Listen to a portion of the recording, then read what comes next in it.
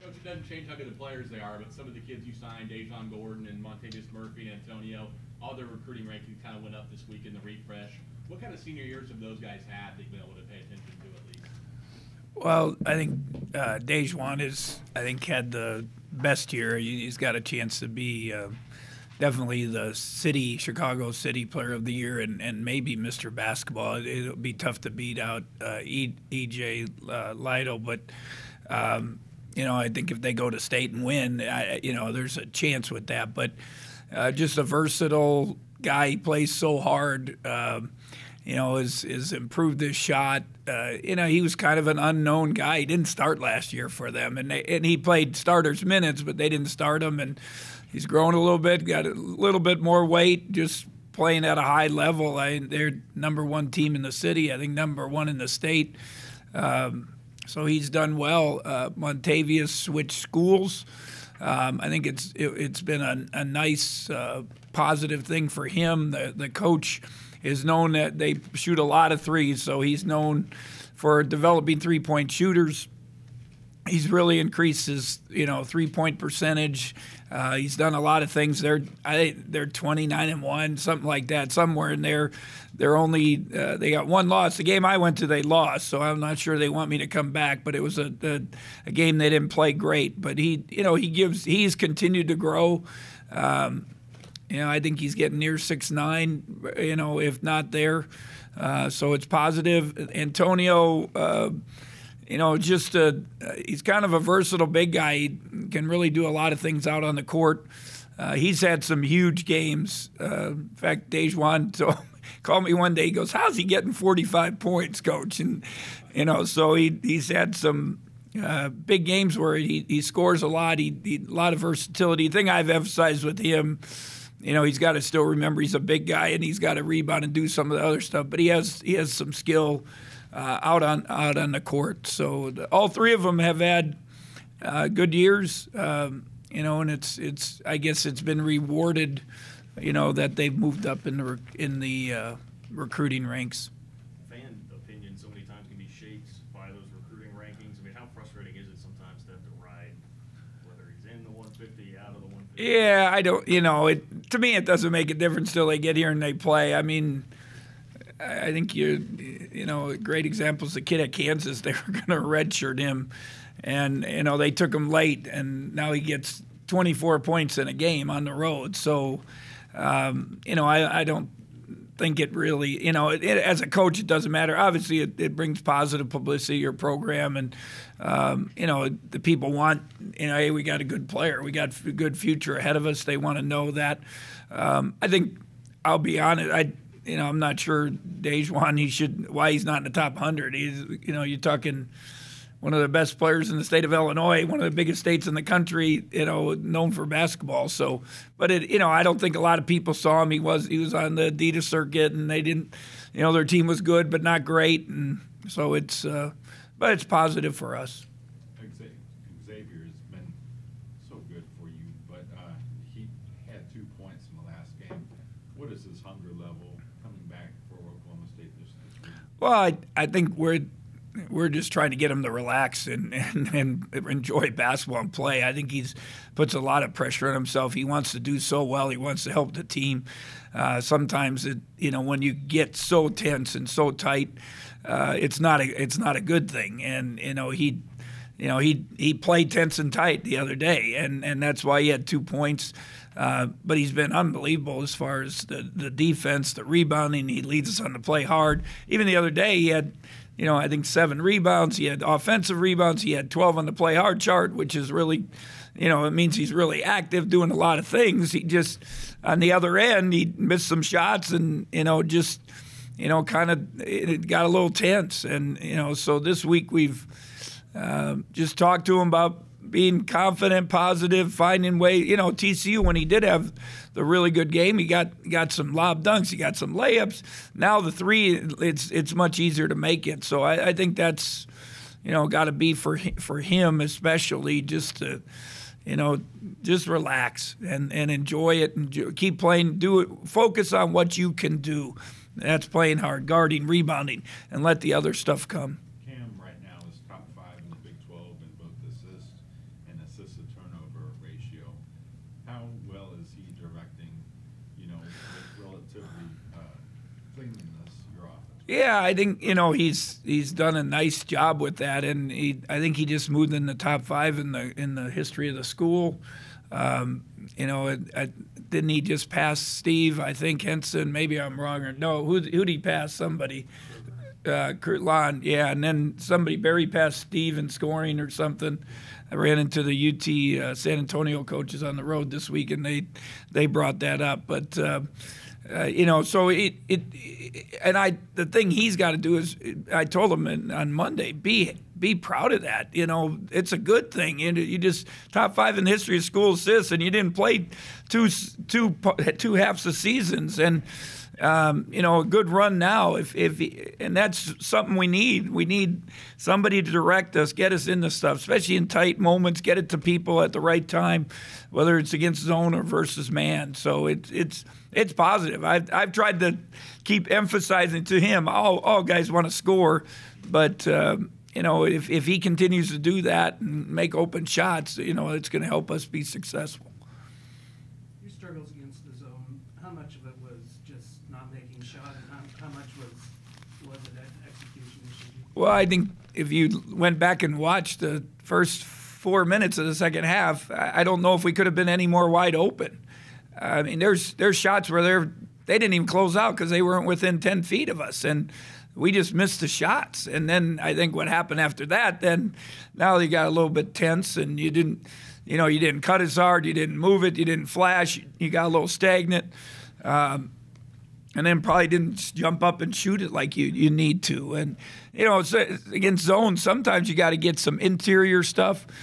We weren't getting much out of Mac. Levi's ankle was bad. It probably needed Dean to get in there, maybe get some inside touches, and but he's one of our best flashers and passers against the zone. So I think it's just a combination of not making shots and then getting a little bit stagnant, and then it just kind of all was a snowball effect and went the wrong way.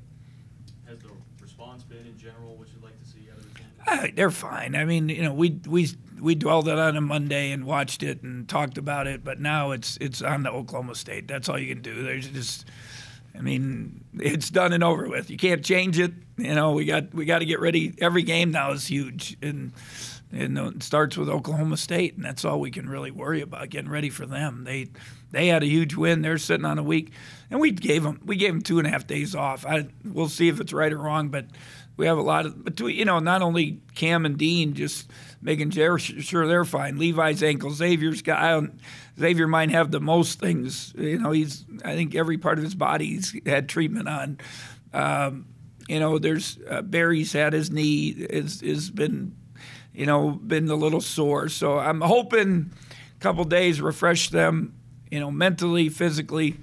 Now we'll get back at it the next 2 days and focus on preparing for Oklahoma State. This may not be a way you look at it, but if you had said before the season, 20 games in, you're 15-5, 6-2, tied for first in the league, relatively healthy.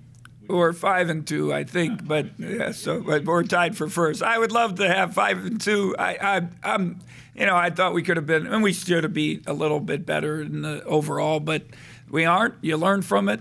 You move forward, and how you finish. We obviously last year how you finish is really important, and you're right in the race. So it's a crazy race, that's for sure, and.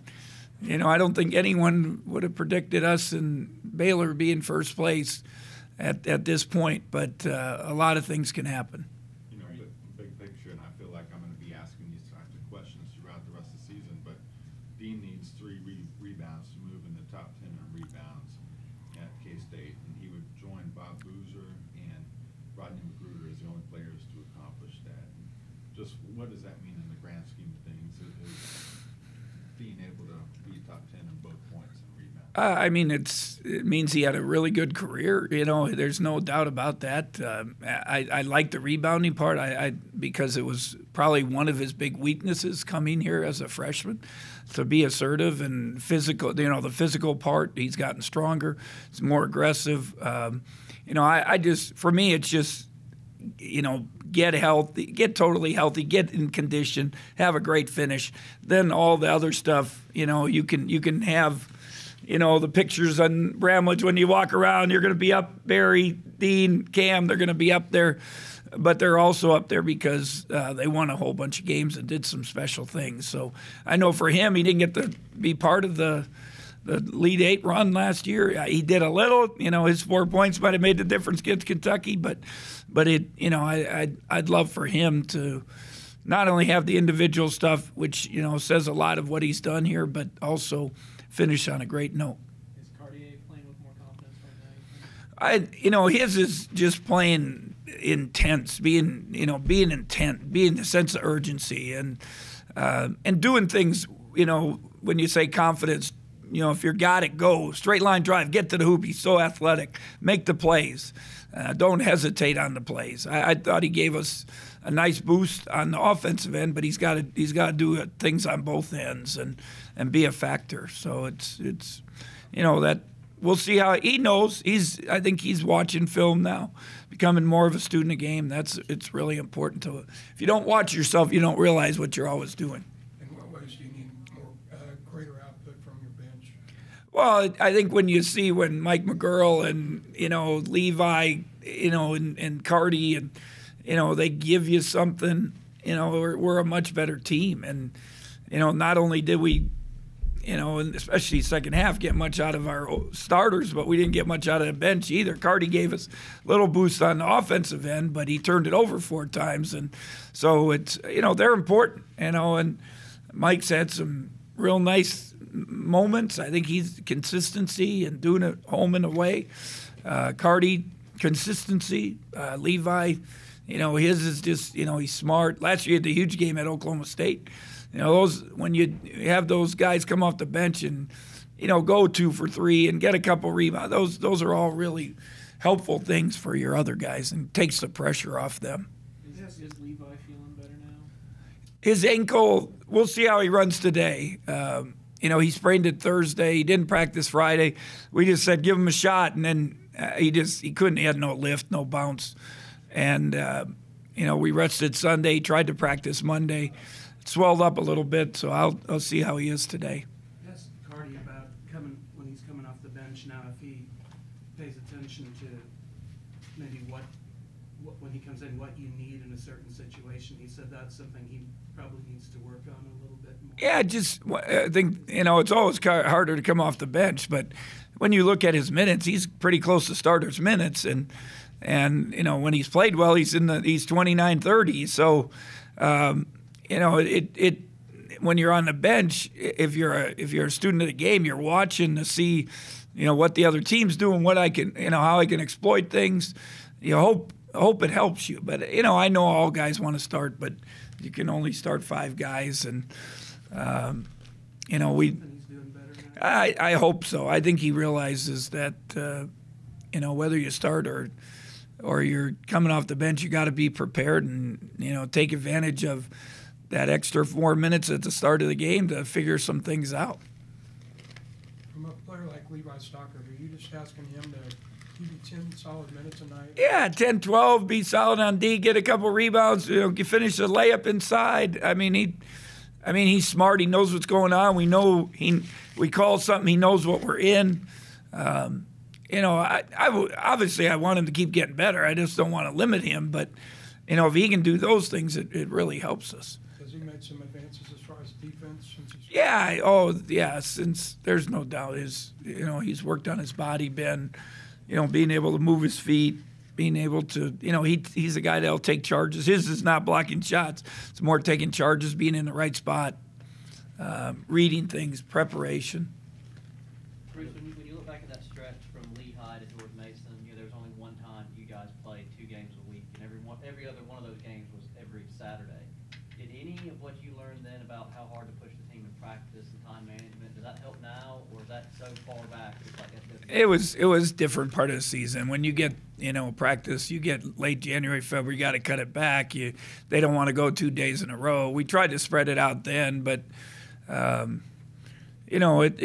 they're pretty deep in the season. You know, one thing I told Dean, he's got to get better shape. He didn't play for a month, and then all of a sudden after one day of practice, we threw him in the game. So you could just see we pushed the limit on him the other day, 35 minutes. It was too much, and he was, you know, he looked like a freshman, you know, snot coming out and, you know, all white and just kind of sweating, and you know, so it's you know, but he's got to help himself, you know, by pushing himself with Luke.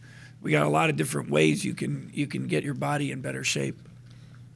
I know this is probably less of a concern when you have a veteran team, but is there any concern at all about your team looking too much ahead to a Kansas game on the I hope we just lost. I think they got a knot. If they don't have a knot in their stomach ready for Oklahoma State, we're in trouble.